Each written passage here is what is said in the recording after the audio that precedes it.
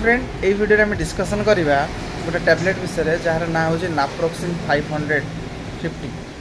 आपको नाप्रोक्स 500 प्लस बोली कहुच्छी। तो या भितर जदि कंपाउंडर कथा कहवा नाप्रोक्सिन सोडियम अच्छी 550 mg यार स्मॉल वर्सन भी आसूची जोटा 250 mg। तो ये कौन पाई जितेबाला आपन गोटे रोग शुणुथे माइग्रेन गोटे रेगुलर इंटरवाल रे आपन को 4 घंटा पर मुंड बिंधु यदि प्रत्येक दिन 4 घंटा पर मुंड बिंधो गोटे रेगुलर इंटरवाल रे मुंड बिंधे तो सेतेबेले जो सीवियर मुंड बिंधा हुए कौन मेडिसिन काम न कर नाप्रोक्सिन 500 प्लस काम कर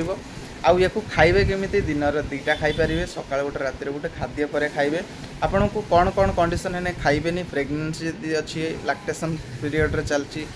के खाइबेनी आदि गैस्ट्रिक अच्छी पेटर कौन प्रकार प्रोब्लेम अच्छी अल्सर फल्सर अच्छी ताकू एक बंद करेंगे खाइबे ना डॉक्टर कंसल्टेशन खाइबे। Thank you.